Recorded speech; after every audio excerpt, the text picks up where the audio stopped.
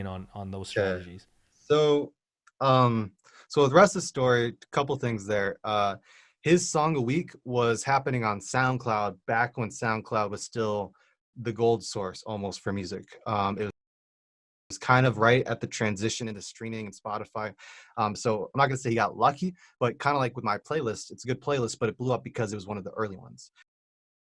Just Mm. like him, he was one of the early people to do that and take over on SoundCloud.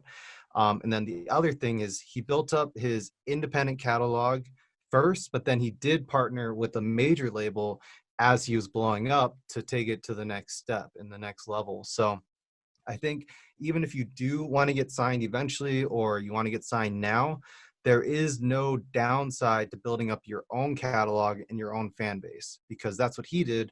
And that's why he had the leverage to walk into that meeting and create a partnership as opposed to getting looped into a 360 deal where he gets 12%.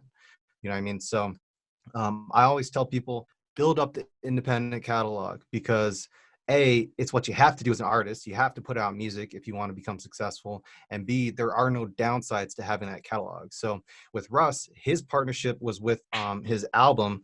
I think there's really a wolf. And so all of his independent catalog was still owned by him where he was getting 100% of that. So as he blew up, it was 50-50 on that album, but all of his other music was just getting that exposure from the partnership and he was keeping all that. So there's no downside to having your own catalog separate from whatever label you end up going with later if you do.